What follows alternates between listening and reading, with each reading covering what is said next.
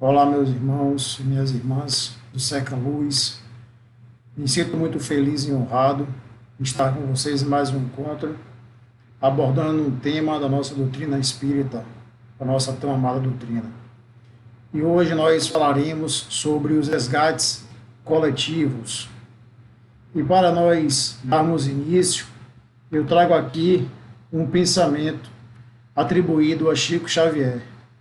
Já vivemos muitas vezes, estamos com as pessoas certas para ajustarmos os nossos corações e resolvermos os nossos problemas. Na reencarnação, ninguém erra de endereço. Esse pensamento já nos diz, já nos faz refletir sobre a nossa vida, sobre a nossa reencarnação, nos mostrando que nós estamos onde devemos estar. Nós estamos no local certo, com as pessoas certas, para podermos aprender, para podermos evoluir, para podermos praticar a doutrina do amor, a doutrina do Cristo, porque Deus é bondade, Deus é perfeição, e tudo o que nos acontece tem um propósito bom, tem um propósito para o nosso aprimoramento, para o nosso crescimento, para que nós sempre consigamos alcançarmos a perfeição a que estamos fadados. E quando nós falamos sobre esses resgates coletivos, nós conseguimos compreender, nós nos remetemos ao passado e vimos que ao longo da história do homem sempre ocorreram incontáveis situações de desencarne coletivos. A história sempre nos mostrou acontecimentos de ter esses desencarnes em massa, seja por ações da natureza, com terremotos, tsunamis, erupções vulcânicas, seja também de causas humanas, como naufrágios, acidentes aéreos, acidentes automobilísticos, incêndios. Então, sempre fomos acometidos por essas situações. E como é que nós podemos explicar todos esses e outros muitos aspectos dramáticos sobre a ótica da justiça divina? Quando nós pensamos, será que tudo isso que acontece tem um propósito? Tudo isso que acontece sob a justiça de Deus? Quando nós temos fé, quando de fato nós acreditamos em um ser superior, em um ser supremo, quando nós não duvidamos da justiça divina, nós sabemos que tudo isso tem um motivo. Nós sabemos que tudo isso tudo isso que nos acontece é porque Deus tem um plano maior para todos nós. Deus não erra, porque Ele é perfeito. Mas não deixamos de refletir. E por nós estudarmos a doutrina, o livro dos Espíritos e as outras obras básicas, nos traz também essas respostas.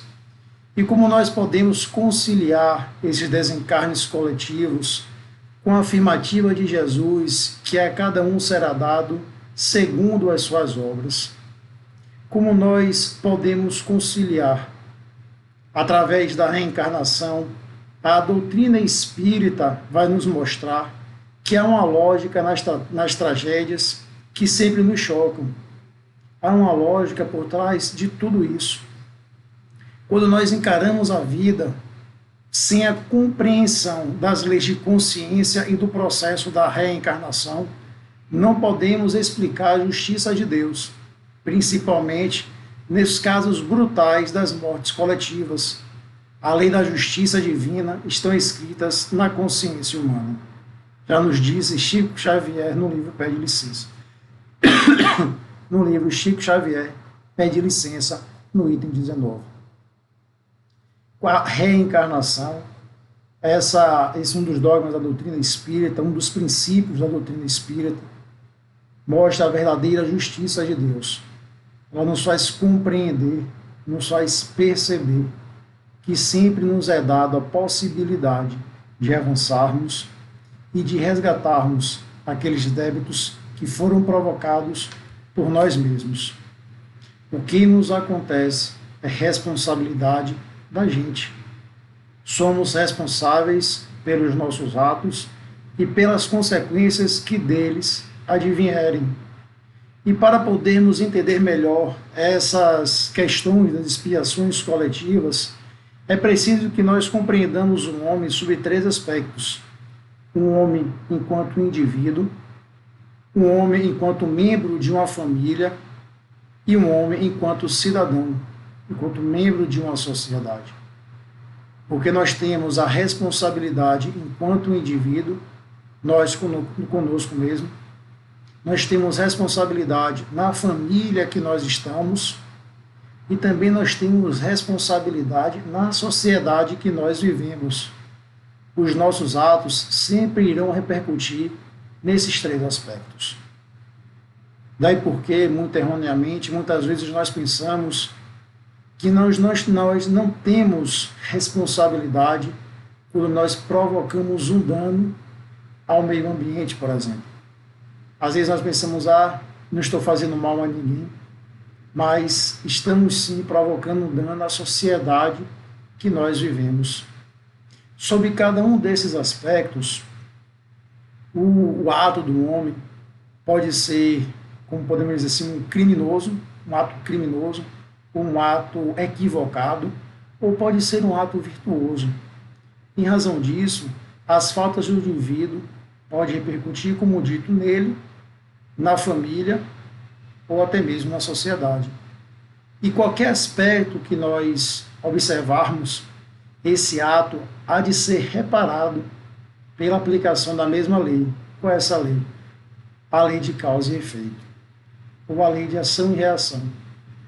Como toda ação que nós fizermos, toda ação que nós praticarmos, ela vai gerar uma consequência.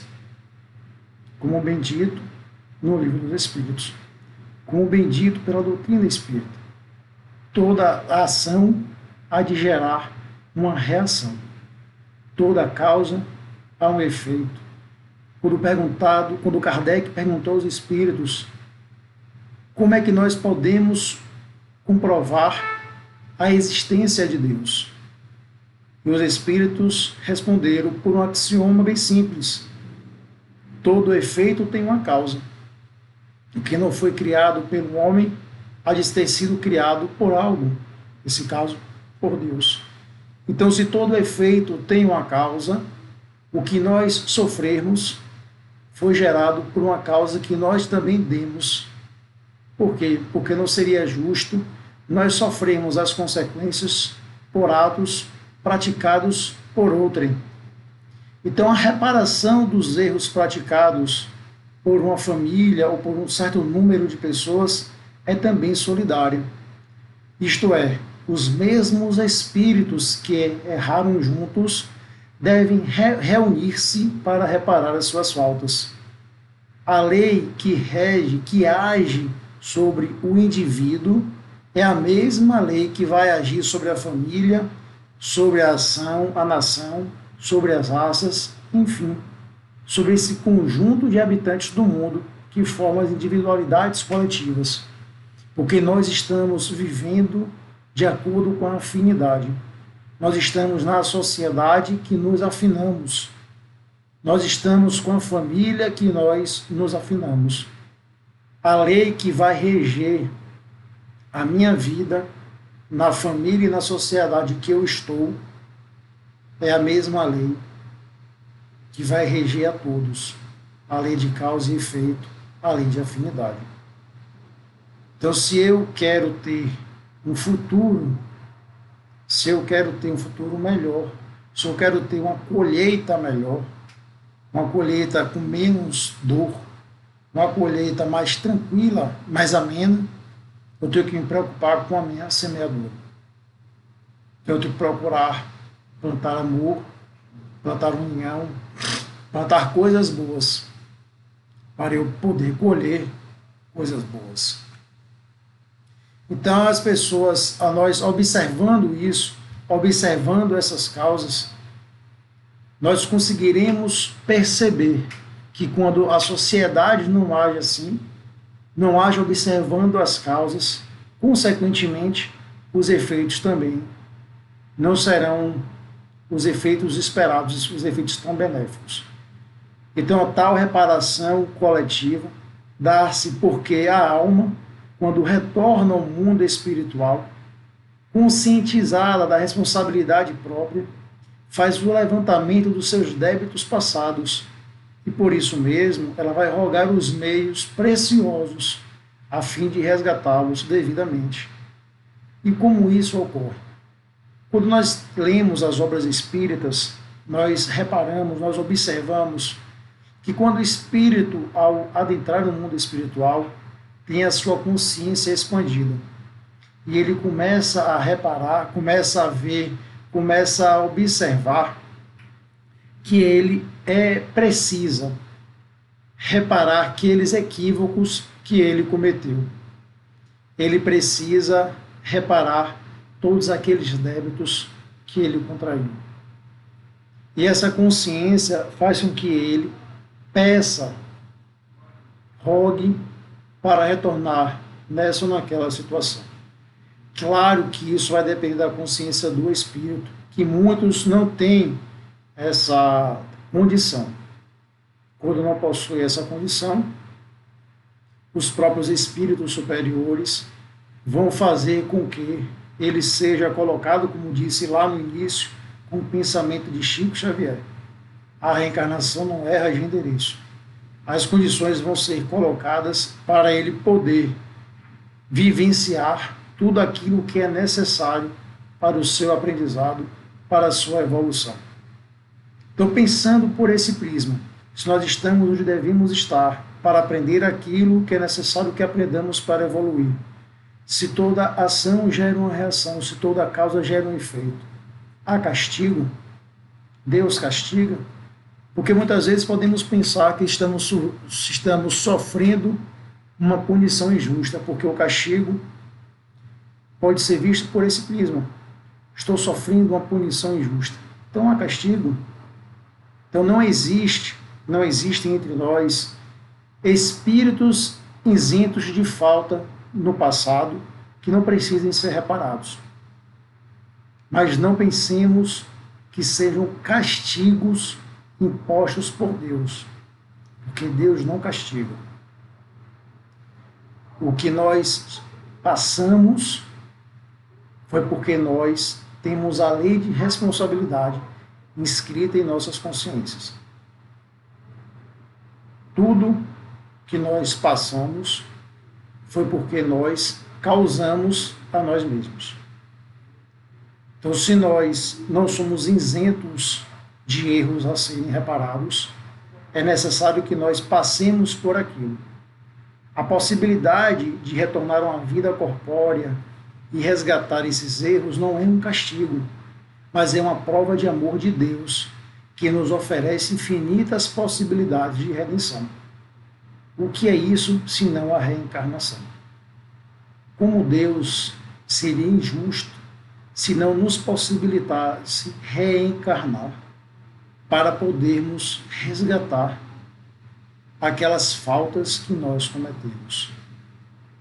Se assim não fosse, como nós conseguiríamos evoluir? Porque seria muito cômodo nós nos equivocarmos e delegarmos a outrem a responsabilidade de corrigir as nossas faltas. Então, se nós nos equivocamos na família, é necessário que nós voltemos com a família para podermos reparar os nossos equívocos. E o mesmo pensamento se emprega na sociedade. E tem consta no livro O Consolador, psicografado por Chico Xavier. Na aprovação coletiva, verifica-se a convocação dos espíritos encarnados, participantes do mesmo débito, com referência a um passado delituoso e obscuro.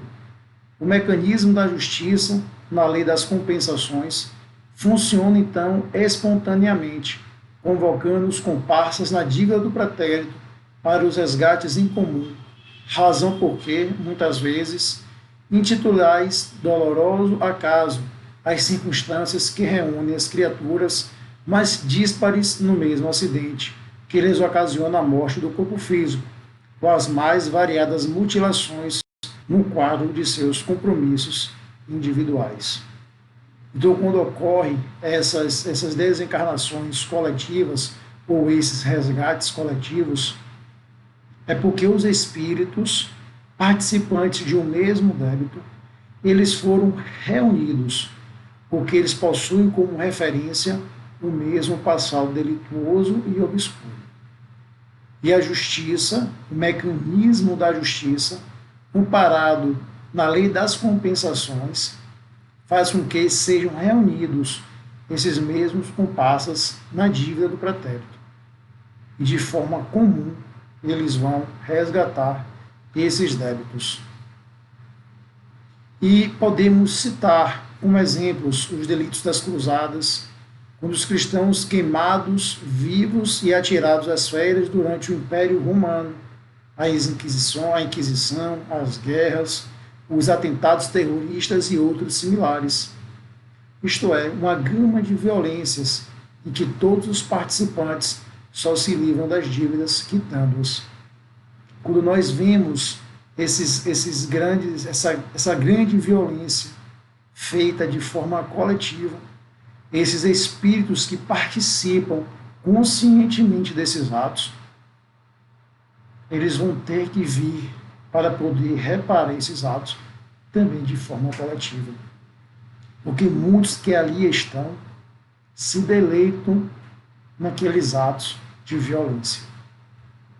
E Deus, com a sua justiça e bondade, permite que isso aconteça.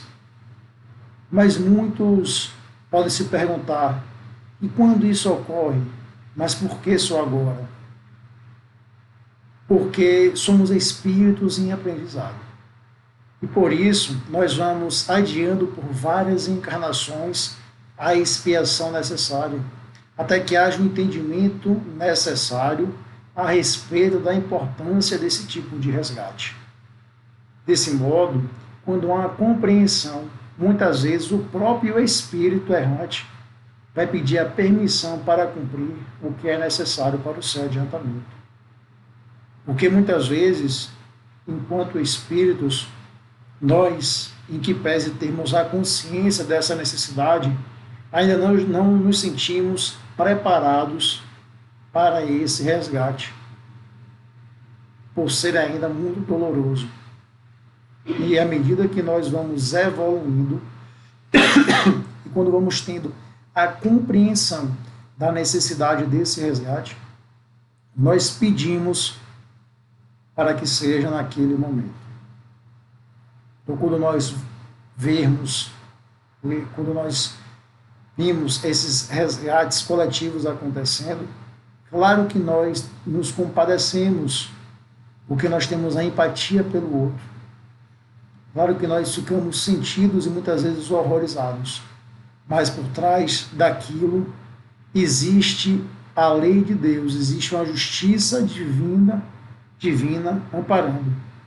Chico Xavier vai nos dizer que muitas vezes empreendemos determinados movimentos destrutivos em desfavor da comunidade ou do indivíduo.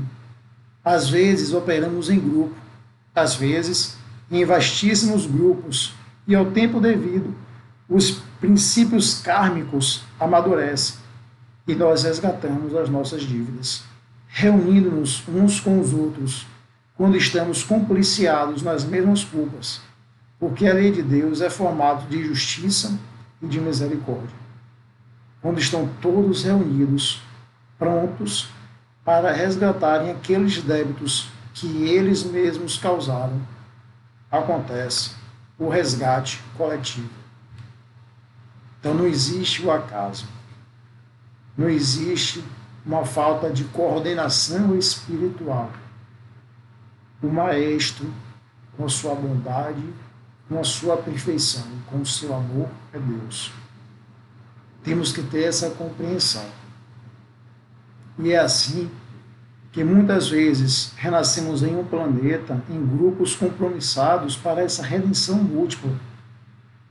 E criamos a culpa, e nós mesmos vamos engenhar esses processos destinados a extinguir as consequências. Porque é necessário que isso aconteça. À medida que nós vamos evoluindo, nós vamos criando a consciência que é necessário depurarmos o nosso espírito, depurarmos a nós mesmos dos erros, dos equívocos que praticamos. Pois somente assim conseguiremos continuar caminhando para frente. E nós mesmos iremos pedir para que isso ocorra. O Emmanuel vai nos dizer que o aspecto terreno da autopunição dos encarnados acontece em virtude de um fator psicológico, que são as leis da consciência. Obedecendo a essas leis, as leis das consciências, é que as vítimas das mortes coletivas aparecem como as mais severas julgadoras de si mesmo. Porque nós não precisamos de ninguém nos julgando. O mais severo juiz de uma causa sempre vai ser a nossa consciência. E nós observamos isso muitas vezes nas mediúnicas que nós participamos. Quando o espírito cria consciência dos atos praticados por ele mesmo, ele se autopune, às vezes de forma tão severa, que ele congela, ele não consegue ir adiante, num processo muitas vezes triste, porque a autopunição, quando não acompanhada de uma consciência da evolução, faz com que ele simplesmente estagne naquele ponto. Então, é necessário que, através da conscientização de si mesmo, que essa autopunição seja acompanhada também dessa consciência, do autoconhecimento.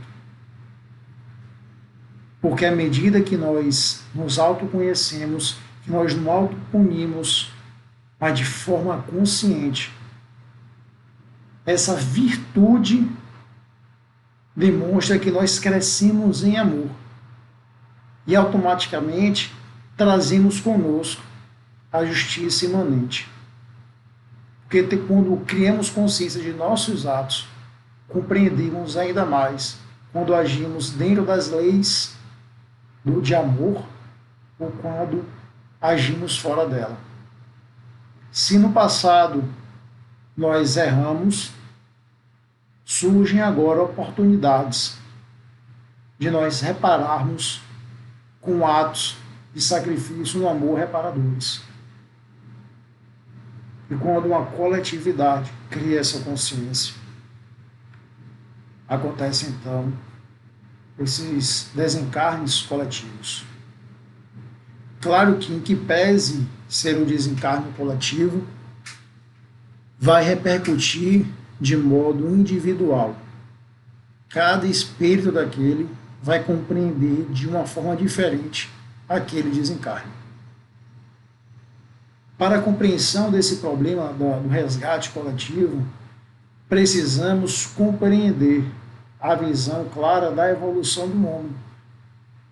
Porque, de acordo com a evolução do espírito, aquela desencarne vai ter uma conotação diferente. Muitos vão ter uma consciência diferente daquilo que aconteceu. Então, o homem, à medida que evolui, à medida que ele vai tomando consciência de seus atos, ele vai se tornando ainda mais responsável por tudo aquilo que ele faz. Ele vai se tornando mais responsável pelo seu livre-arbítrio. Quanto mais consciência eu tenho de mim, na família que eu estou, na sociedade que eu vivo, mais eu tenho responsabilidade sobre os meus atos. É importante, por isso que é importante que Kardec sempre nos alertou, é importante que nós empreguemos isso no nosso dia a dia. A importância da instrução e do amor. A importância de nós vivermos sempre procurando estudar para podermos compreender os processos e o que nos acontece. Mas e quando acontecem essas desencarnações coletivas, será que o mundo espiritual está nos amparando? Manuel Filomeno de Miranda, nos livros, principalmente na trilogia que ele lançou, agora recém-lançado, um lançamento com Divaldo, ele nos mostra nas suas obras um amparo espiritual das equipes de socorro. Por quê? Por estar relacionado com a expiação, as experiências evolutivas, o desencarne coletivo ele é previsto por entidades benfeitoras espirituais que acolhem os desencarnantes imediatamente. Muitas vezes em postos de socorro por eles montados, através das suas vontades e pensamentos que já plasmam esses postos de socorro na própria região da catástrofe ou do desastre. Então, quando o mundo espiritual já prevê aquele desencarne coletivo, já prepara toda uma equipe para poder recepcionar aqueles espíritos recém-desencarnados, para que não fiquem desamparados, porque a misericórdia divina opera e trabalha o tempo todo.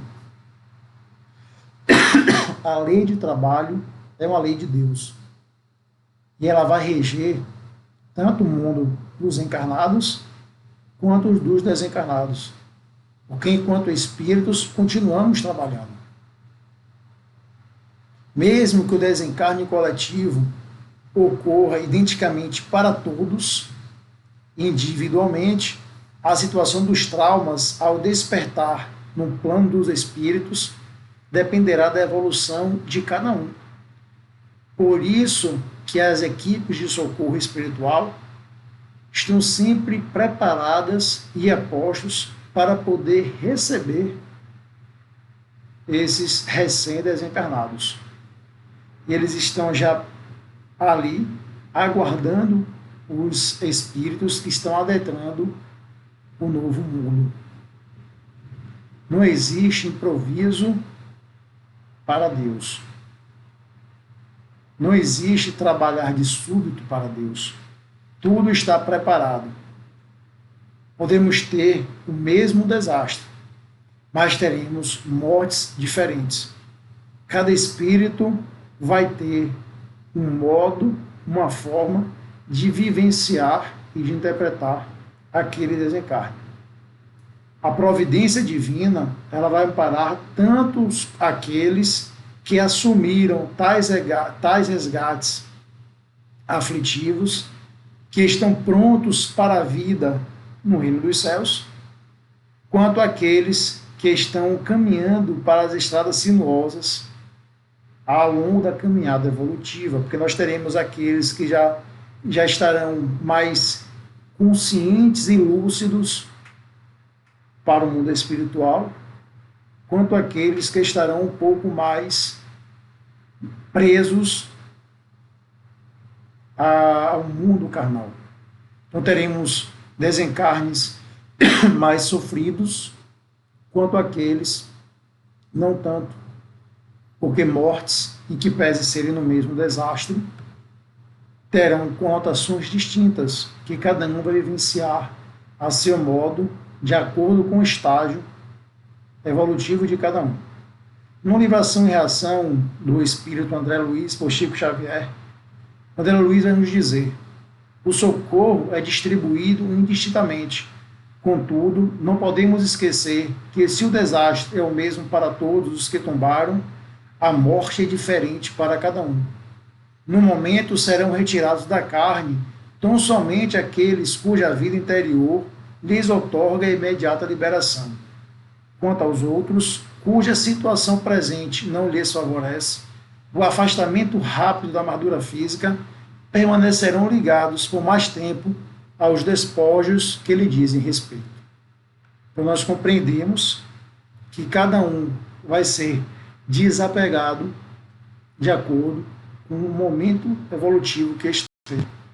Assim é que a morte física não é o mesmo que a emancipação espiritual. Alguns permanecerão ainda um pouco no estágio de sofrimento, enquanto outros já alcançarão a sua libertação. E não podemos deixar de citar, não existem alguns exemplos, aqueles que escapam minutos antes, por exemplo, dos acidentes coletivos. Por que eles escapam? Às vezes atribuem a sorte, como aquelas pessoas que, minutos antes de embarcarem em determinado avião, eles por algum motivo ou atrasam ou resolvem não ir, e justamente aquele avião que eles não embarcam, o avião cai, e eles escapam por minutos. Aí dizem, poxa, escapou por sorte, ao acaso. Mas para Deus não existe ao acaso. Na verdade, aquele que não precisou passar por aquele desastre coletivo não tinha necessidade de passar por aquela situação. Por isso que ele perdeu o avião. Por isso que ele não embarcou, por exemplo, naquele carro, naquele ônibus, ou naquele meio de locomoção que passou por aquele acidente. E ainda no livro Ação e Reação, André Luiz vai nos dizer que as entidades que necessitam de tais lutas expiatórias são encaminhadas aos corações que se acompliciaram com elas em débitos lamentáveis, no pretérito distante ou recente, ou ainda aos pais que faliram junto aos filhos em outras épocas, a fim de que aprendam na saudade cruel e na angústia inominável o respeito e o devotamento, a honorabilidade e o carinho que todos devemos na terra ao Instituto da Família. A dor coletiva é o remédio que nos corrige as falhas mútuas. Podemos compreender por que, então, nesses desastres coletivos, acontece o sofrimento dos entes queridos. Muitas vezes, em débitos momentos em vidas pretéritas, nós não demos o devido importância, o devido valor ao Instituto da Família, ao carinho, ao amor que devemos dar. E em decorrência disso, temos que passar por essa situação para corrigir as nossas falhas mútuas. Temos que passar por esse sofrimento para aprender, ou talvez para podermos amar e valorizar aquele sentimento. Por isso, que quando estivermos, onde quer que estejamos, melhor dizendo, por mais difícil ou por mais que seja a situação que estejamos passando, temos que procurar amar e valorizar todos que estão à nossa volta, a família, a sociedade, sermos sempre gratos a Deus, valorizar tudo que nos odeia. O mais importante para os que estão diretamente envolvidos é que tenham o progresso devido, não falir pela murmuração, pois as grandes provas são quase sempre um indício do fim do sofrimento e do aperfeiçoamento do espírito, desde que sejam aceites por amor a Deus. Não devemos nos revoltar, não devemos, como dizem, xingar a Deus, porque muitas vezes se revoltam quando passam por essas situações. Devemos, acima de tudo, procurar nos resignarmos na dor, compreender e aceitar aquilo que estamos vivendo, nos resignarmos na fé, e procurarmos nos apegar a Deus, a doutrina que professamos, porque o Espiritismo ele vai nos trazer os remédios para as grandes dores, a pluralidade dos mundos, a reencarnação, a pluralidade das existências, a comunicabilidade com os espíritos, para nos trazer ferramentas para passarmos e suportarmos esses sofrimentos ou quaisquer outros obstáculos que venhamos a enfrentar. E qual seria o objetivo dessas calamidades destruidoras? Na questão 737 dos Espíritos, do Livro dos Espíritos, assim colocada por Kardec. Com que objetivo Deus castiga a humanidade com calamidades destruidoras? E os Espíritos vão dizer, para que ela avance mais rápido. A destruição é necessária para a regeneração moral dos espíritos. Esses transtornos são frequentemente necessários para fazer com que as coisas cheguem mais prontamente a uma ordem melhor, realizando-se em alguns anos o que necessitaria de muitos séculos. E assim é que nós conseguimos compreender quando Kardec nos coloca, quando os espíritos respondem que essas calamidades que acontecem é para que nós avancemos mais, o que necessitaria de muitos séculos, avancemos mais rápido, o que necessitaria de muitos séculos de evolução. O que isso quer dizer? Que por trás disso está a lei do progresso, que é uma lei de Deus, que determina que o homem progrida incessantemente. E ele vai complementar na questão 783. Se o povo não avança bastante rápido, Deus lhe provoca de tempos em tempos um abalo físico, moral, que o transforma. O objetivo disso é para levar com que se cumpra a escala evolutiva, saindo da nossa condição de espíritos moralmente imperfeitos para de espíritos regenerados, até atingirmos a condição de espíritos puros, a escala evolutiva dos espíritos. Deus, na sua sabedoria, faz com que nós sempre avancemos. Então, se nós queiramos ou não, vamos avançar, vamos evoluir. E a misericórdia divina podemos observar na pergunta feita por Kardec na questão 738. Deus não poderia empregar para melhorar a humanidade outros meios que não os flagelos destruidores?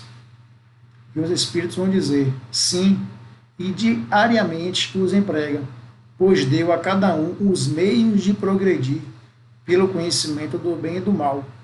É o homem que não os aproveita.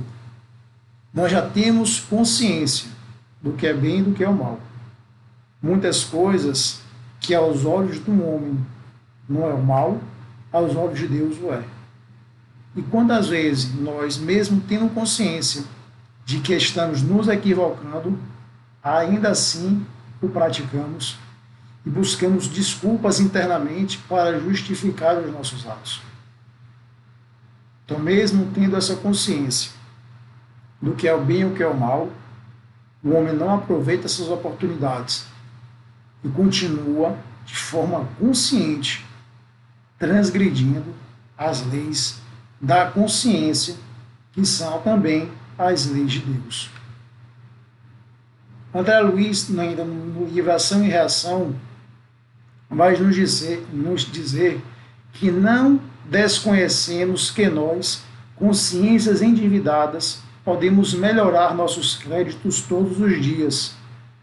Quantos romeiros terrenos em cujos mapas de viagens constam surpresas terríveis são aparados devidamente para que a morte forçada não lhes assalte o corpo, em razão dos atos louváveis a que se afeiçoam.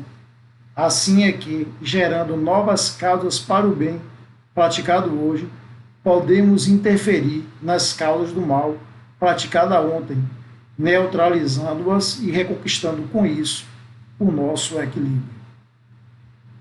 Reflitamos.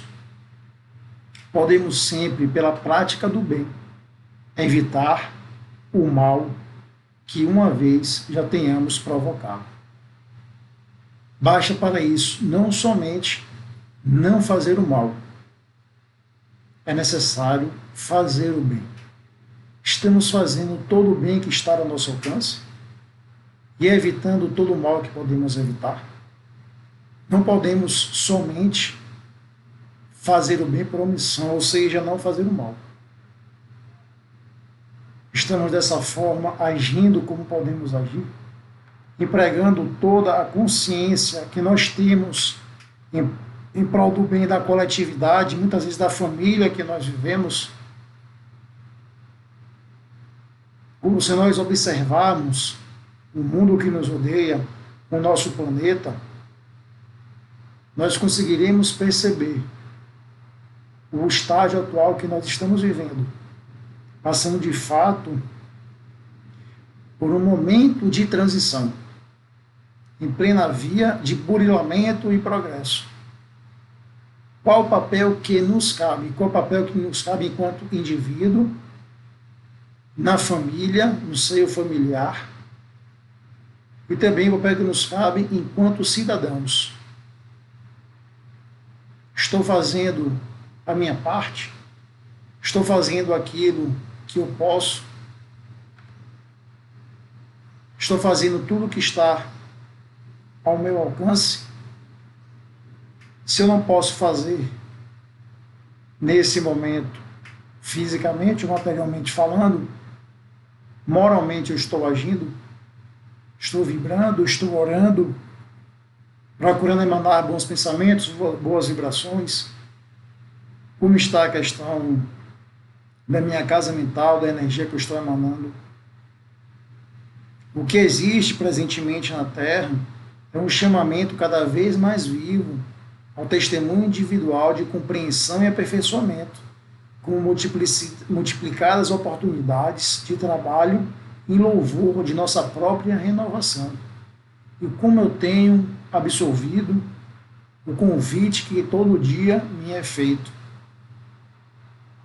Porque em termos de inteligência já somos bastante evoluídos, mas em termos de moralidade. Na atualidade, os conhecimentos humanos já são bastante avançados. A cada momento nós estamos revisando o nosso conhecimento intelectual e a nossa revisão de valores. Eu tenho procurado fazer revisitando os meus atos, as minhas atitudes, os meus sentimentos, porque isso impacta na coletividade, fazendo ressurgir em mim, como dizem, um homem novo. Um homem novo para poder vivenciar novas experiências cada vez melhores, para poder modificar a coletividade que eu vivo. Tem uma anedota, uma parábola que conta que a floresta pegava fogo, todos os animais saíam da floresta correndo. Um beija-flor ia até o rio, enchia o seu bico e ia e jogava no fogo. Então o animal lhe perguntou, e parou o beija-flor e perguntou: beija-flor, o que você faz? O que você está fazendo? Estou tentando apagar um incêndio. Mas o que você faz não está fazendo diferença, é tão pouca água. O beija-flor lhe disse: eu estou fazendo a minha parte. Você está fazendo a sua parte, eu estou fazendo a minha parte.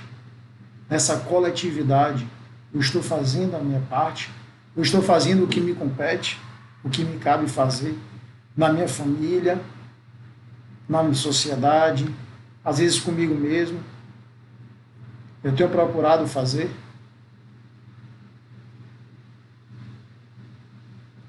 Eu tenho procurado viver conforme o Cristo me ensinou e me ensina a cada dia. Que por trás dos desastres coletivos, há a justiça de Deus operando o tempo todo, como bem ensinou a doutrina dos Espíritos. E para podermos encerrar, eu trago um pensamento de Chico Xavier. Nada nessa vida é por acaso, absolutamente nada. Por isso temos que nos preocupar em fazer a nossa parte da melhor forma possível. A vida nem sempre segue a nossa vontade, mas ela é perfeita naquilo que tem que ser. E eu trago um pensamento, um poema de Alta de Souza, psicografado por Chico. Resgates coletivos. Segue os passos do mestre enquanto é dia. Sobe do do escuro vale para o monte, que a coroa de lágrimas te aponte, a vitória da crença que porfia. Não te detenhas na escabrosa via, e que a taça de fel não te amedronte. Louva o madeiro que te dobra a fronte para a estrada cruel, áspera e fria. Enquanto a sol avança na subida, de alma desvalente e consumida, bendizendo o martírio que te eleva. Seja a luz tua excelsa recompensa, porque a noite da morte é triste e densa para aqueles que dormem sob a treva. Muito obrigado, que Deus nos abençoe, nos guarde e guia, hoje, agora e sempre.